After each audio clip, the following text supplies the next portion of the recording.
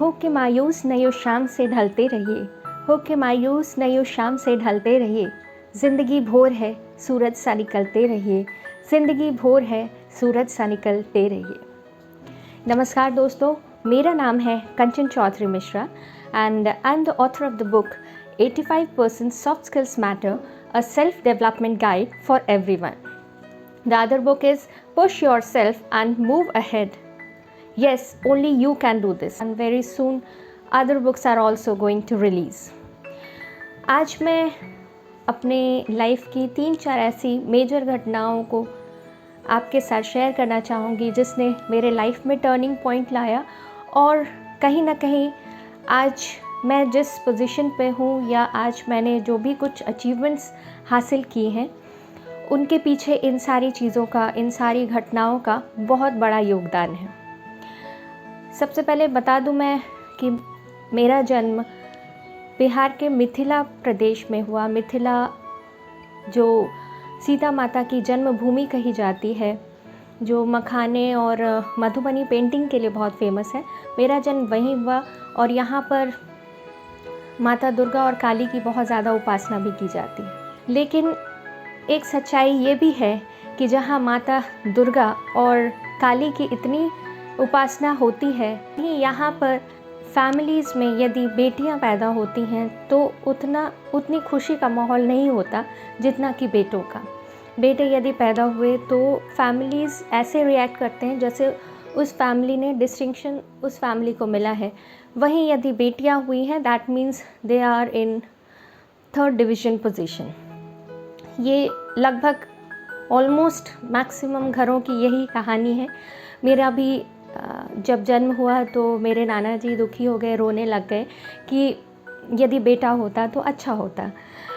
Anyways पापा government job में आ गए, स्कूल टीचर थे, जिस वजह से एक बहुत ही अच्छी शिक्षा जो एक एवरेज मध्यम वर्गीय परिवार में मिलती है बच्चों को, वो हमें मिली। मैं 2 बहनें और 1 भाई थे, यानी फैमिली में 2 3rd डिवीज़न केस था तो 1 डिस्टिंक्शन केस भी था, तो फैमिली बैलेंस थी।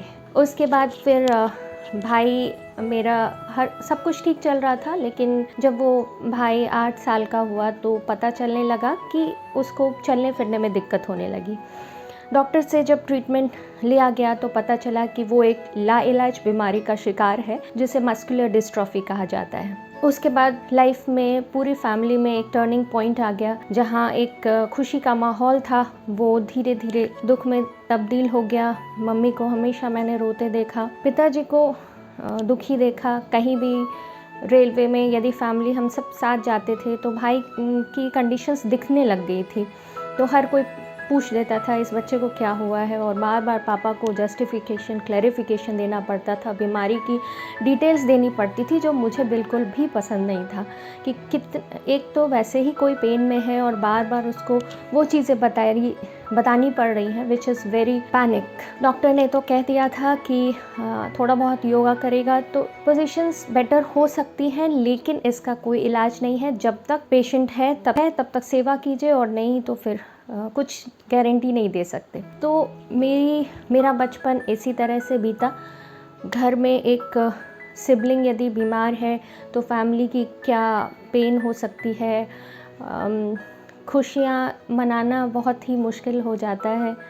किसी चीज़ की खुशी नहीं मना सकती क्योंकि एक परमानेंट पेन आपकी फैमिली में है। धीरे धीरे भाई की कंडीशन और ख़राब होती चली गई और बेड रिडन हो गया।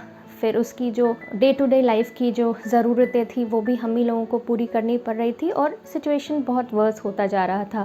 साथ में पेन की सिचुएशन, दुख का माहौल, ग्रिफ का माहौल फैमिली में बढ़ता जा रहा था। धीरे धीरे हम बढ़ते चले गए, बड़े हुए, एजुकेशन मेरी हुई, लेकिन फैमिली में जो एक पेन है वो था। तो इमोशनली हम लोगों ने ये समझ लिया कि इमोशनली इंटेलिजेंट होना क्यों ज़रूरी है, क्योंकि इमोशनली इतना लंबा ग्रिफ देखने के बाद मुझे समझ में आने लगा कि हम लोगों को इमोशनल इंटेलिजेंट होना बहुत ज़रूरी है। समय बीता और एक ऐसा समय आया कि हमें अपने भाई को खोना पड़ गया, और उस टाइम में मेरी मम्मी जिस एंग्जाइटी और डिप्रेशन में थी वो मैं जब भी याद करती हूँ तो आज भी बहुत बुरा लगता है। पापा बाहर निकलते थे इसीलिए थोड़ी बहुत अपनी इमोशंस पर काबू कर लेते थे, लेकिन मम्मी को घर पे हाउसवाइफ थी तो इसीलिए मम्मी के लिए बहुत ज़्यादा पेनफुल था उस प्रॉब्लम, उस डिप्रेशन, उस एंग्जाइटी से अपने आप को बाहर निकालना। और मैं जब देखती थी तो मैंने इस प्रॉब्लम का यही सॉल्यूशन निकाला कि जहाँ तक हो सके मैंने मम्मी को खुश करने की कोशिश की, उनको काउंसलिंग करती रही। ये काउंसलिंग उनको उनके पर्सपेक्टिव को समझ के और तब उनको काउंसल करना, उनको समझाना, ये मैंने अपने लाइफ टाइम में मैं ज़्यादा से ज़्यादा यही करती रही। तो कहीं ना कहीं इनडायरेक्ट वे में मैं इसकी एक्सपर्ट हो गई। उसके बाद ये तो मेरी लाइफ की पहली घटना हुई। अपनी लाइफ की जो दूसरी इम्पॉर्टेंट घटना बताना चाहूँगी वो है एमए में एडमिशन से रिलेटेड है। मैं एमए में एडमिशन लेना चाहती थी, एमए इन ज्योग्राफी, क्योंकि इच्छा थी कि और आगे पढ़ूँ, लेकिन क्योंकि हमारी सोसाइटी का एक अलग ही परिवेश था, लोगों का ऐसा कहना था कि ग्रेजुएशन तक तो पढ़ना चाहिए लड़कियां, लेकिन उससे आगे पढ़ना नहीं चाहिए, इसलिए क्योंकि यदि लड़कियां ज़्यादा पढ़ेंगी तो उस लायक लड़का ढूंढना पड़ेगा, और उस लायक लड़का ढूंढने के लिए डाउरी सिस्टम हमारे में बहुत बड़ी एक इशू है हमारी सोसाइटी में, मेरे कल्चर में स्पेशली। तो डाउरी सिस्टम की वजह से डाउरी ज़्यादा देना पड़ेगा यदि उस लेवल का लड़का ढूंढना पड़ेगा, तो इसीलिए पापा कहीं डर रहे थे और वो मेरे एमए एडमिशन के लिए थोड़ी दुविधा में थे कि नहीं करना चाहिए एमए, नहीं तो बाद में प्रॉब्लम होगी मैरिज पर्पस के लिए। लेकिन मैंने और मम्मी की मदद से मैंने पापा को कन्विंस किया और एमए में मेरा एडमिशन हो गया।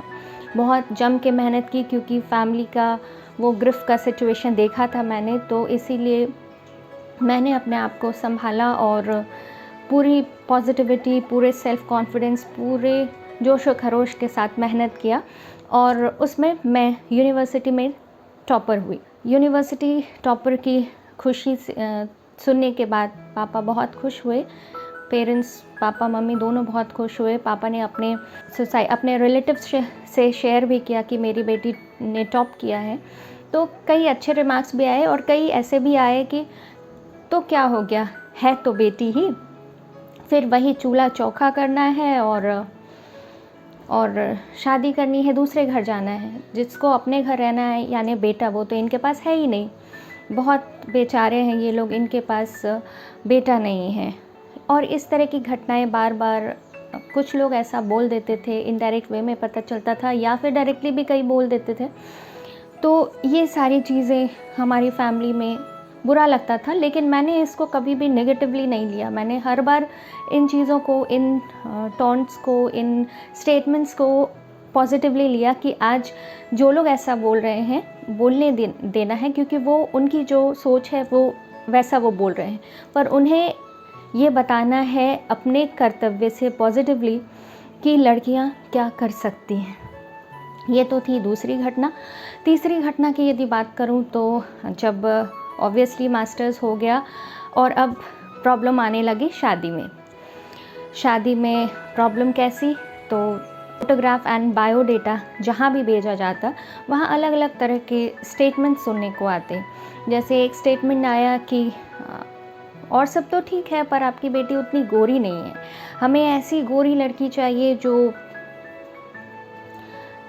अंधेरे घर में भी आ जाए तो पूरी रोशनी कर दे उस घर को, यानी दे वांट मिल्की वाइट और बहुत फेयर कॉम्प्लेक्शन चाहते थे। तो इस तरह रिजेक्शंस आते गए, नो इशू, लड़कियों को ये सब तो फेस हमारे कल्चर में करना ही पड़ता है।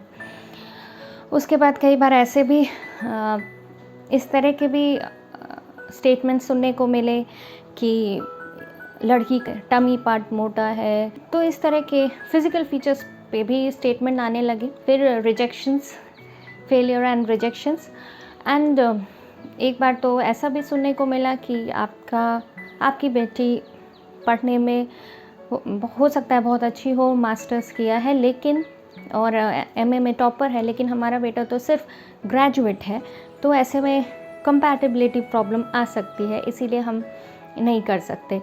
साथ में जो सबसे इम्पॉर्टेंट चीज़ थी वो थी डाउरी। आप कितना, हर किसी कोई पापा से यही कहता था कि आप गिनेंगे कितना, क्योंकि आप जितना गिनेंगे उस टाइप का आपको लड़का मिलेगा। दूल्हा बिकता है, वो हमारे ही एरिया की कहानी है। तो इस तरह इसीलिए लड़कियों को बर्डन माना जाता है। पेरेंट्स, हमारे एरिया में आज भी पेरेंट्स एजुकेशन, बेटियों को एजुकेशन देने में कतराते हैं, क्योंकि वो मनी वो कलेक्ट करके रखना चाहते हैं और डाउरी देने के लिए। क्योंकि मैंने बहुत सारे ऐसे पढ़े लिखे फैमिलीज़ में देखा है जो ये कहते हैं कि हम पैसे अच्छे से इतना सेव करेंगे कि अपनी बेटी को अच्छा सा दहेज दे सके, जिससे उसको किसी तरह की कोई दिक्कत नहीं हो। लेकिन क्या ये हम इनडायरेक्ट वे में डाउरी सिस्टम को प्रमोट नहीं कर रहे? एनीवे, ये कुछ ऐसी घटनाएं होती रही, फेलियर्स, रिजेक्शंस, तो इन चीज़ों में आने लगे। लेकिन मैंने हिम्मत नहीं हारी। मैंने अपने आप को, मैंने जॉब किया, एमएनसीज़ में जॉब किया, अपने एजुकेशनल, नॉन एजुकेशनल इंस्टीट्यूशंस में भी काम किया है। मैंने अपने एजुकेशन को बहुत बढ़ाने की कोशिश की, बहुत बढ़ाया एजुकेशन जहाँ तक हो सके। और एक नोशन मेरा ये था कि यदि किसी की एकेडमिक नॉलेज अच्छी है तो वो ही सक्सेसफुल हो सकता है, but I was wrong. Academic knowledge दूसरी चीज़ है, वहीं सॉफ्ट स्किल्स यानी आपकी व्यवहार कुशलता जो है वो बहुत मायने रखती है। इसका पता मुझे तब चला जब मैं जॉब में आई और मैंने जब देखना शुरू किया, ऑब्ज़र्व करना शुरू किया, एक्सपीरियंस आने लगा, तब मुझे समझ में आया कि सॉफ्ट स्किल्स एकेडमिक नॉलेज से बहुत ज़्यादा है। एकेडमिक नॉलेज जहाँ, या जिसे हम हार्ड स्किल्स कहते हैं, एकेडमिक नॉलेज, टेक्निकल स्किल्स, ये जब भी हम गेन करते हैं तो हमें सर्टिफिकेट्स इनकी जगह पे मिलती है। और हम क्या जानते हैं, हमारी नॉलेज क्या है, वो एकेडमिक नॉलेज, एकेडमिक स्किल्स हमें देती है। पर हम क्या हैं ये हमें सॉफ्ट स्किल्स बताता है। तो इस तरह मैंने वैल्यू समझी कि सॉफ्ट स्किल्स क्या है। हम सॉफ्ट स्किल्स को 3 भागों में डिवाइड करते हैं। One is personal traits, second one is interpersonal traits and third one is situational traits.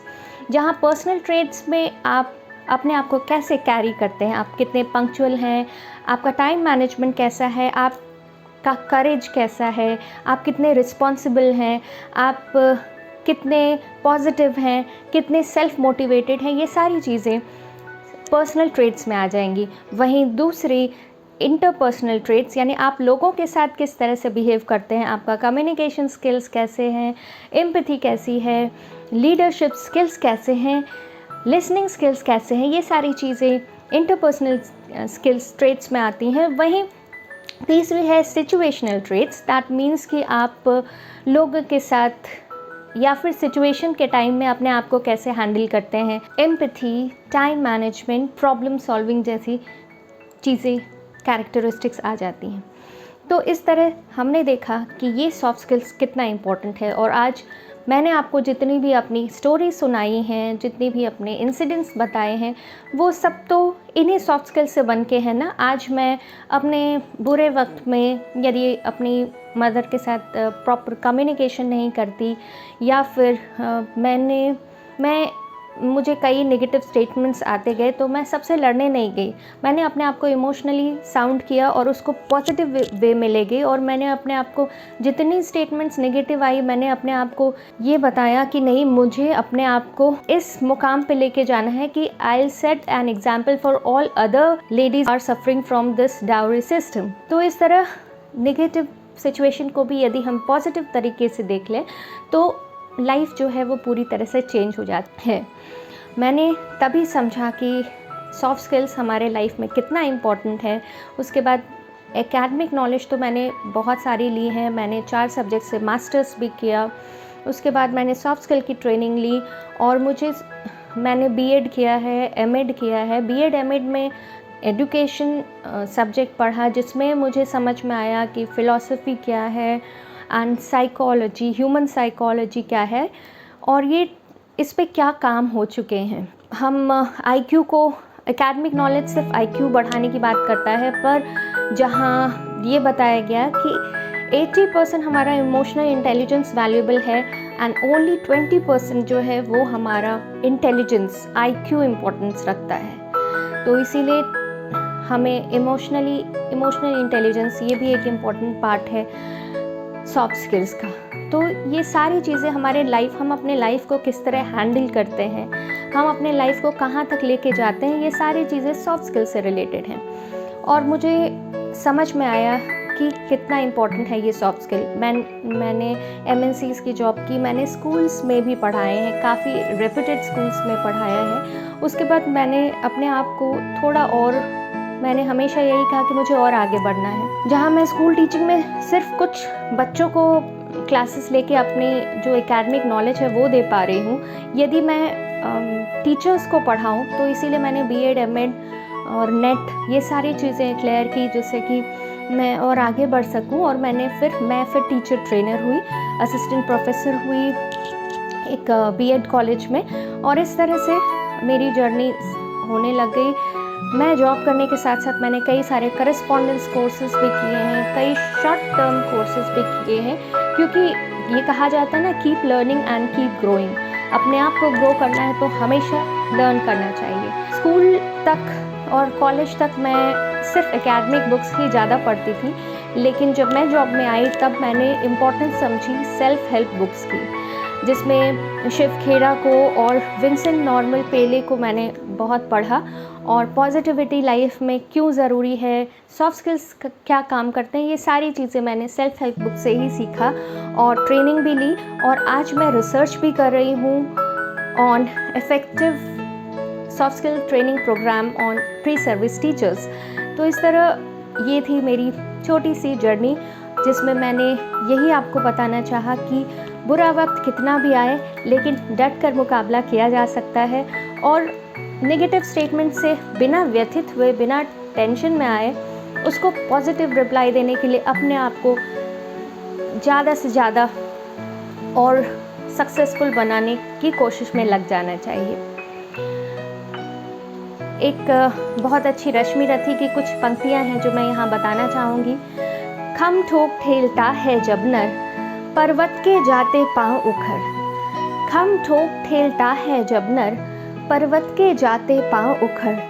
मानव जब जोर लगाता है, मानव जब जोर लगाता है, पत्थर पानी बन जाता है, पत्थर पानी बन जाता है।